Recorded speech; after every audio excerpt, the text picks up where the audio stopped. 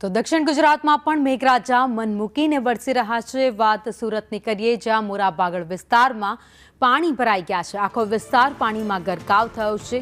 મોરાબાગડ 4 રસ્તા પર પાણી ભરાયેલા દ્રશ્યો જોવા મળી રહ્યા છે। સ્થાનિકો અને વાહન ચાલકોને મુશ્કેલી વેઠવાનો વારો આવ્યો છે।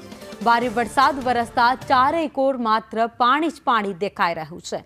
તો પાણી ભરાતા બીઆરટીએસ બસ પણ થંભાવી દેવી પડી હતી તેવી સ્થિતિ સર્જાઈ છે।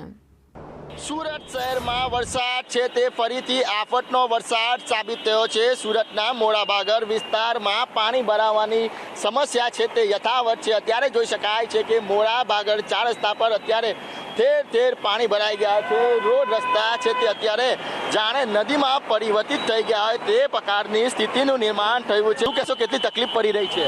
બહુ તકલીફ પડી રહી છે અમને, અમારાથી જવાતું નથી આમાં। ભૂખ લાગે છે કારણ કે પાણી ગટર બી ખુલ્લી છે। હા, ગટર બી ખુલ્લી છે અને કેવી રીતના જઈ શકીએ અમે? અમારાથી બહુ પાણી છે। પાણી છે તો વાહનને જવા જ દેવાય ને। અમે પછી નોકરીવાળાને કેવી તકલીફ પડે કે નહીં તકલીફ પડે તો પછી વાહનમાં ચાલતા જવું પડ્યું। હા, તો ત્યાંથી ચાલીને આવ્યા જાંગીપરાથી છે કેમ ચાલતા આવ્યા?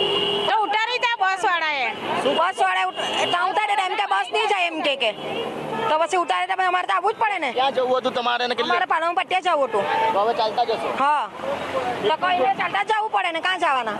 નોર્મલ વરસાદના લીધે પણ વરસાદ બંધ થઈ ગયો છે। 7 વાગ્યાનો વરસાદ બંધ છે, તેમ છતાં અહીંયા પાણીનો કોઈ નિકાલ થયો નથી।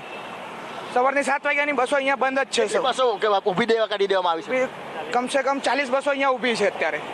40 જેટલી બસો છે। ત્યારે તમે બતાવો ભાઈ, કેટલી તકલીફો પડી રહી છે લોકોને? તમે બસ લઈને આવ્યા છો? હા, હું ડ્રાઈવર છું બીઆરટીએસ બસનો।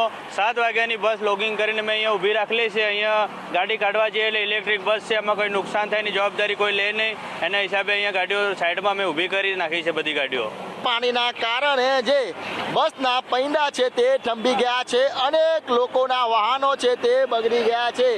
સુરત શહેરમાં જે વરસાદ વરસ્યો છે તે આફતનો વરસાદ સાબિત થયો છે। વહેલી સવારે જે લોકો છે તે કામે ધંધે જતા હોય છે, તેને કામે ધંધે જવા માટે વિલંબ થયો છે। કેટલાક લોકોને તો આજે રજા આપી દેવાની પણ નોબત આપવામાં આવી છે, કારણ કે આ વિસ્તારમાં પાણી ભરાઈ ગયું છે અને આ જે રોડ રસ્તા છે તે નદીમાં પરિવર્તિત થયા એ પ્રકારના દ્રશ્ય સામે આવી રહ્યા છે।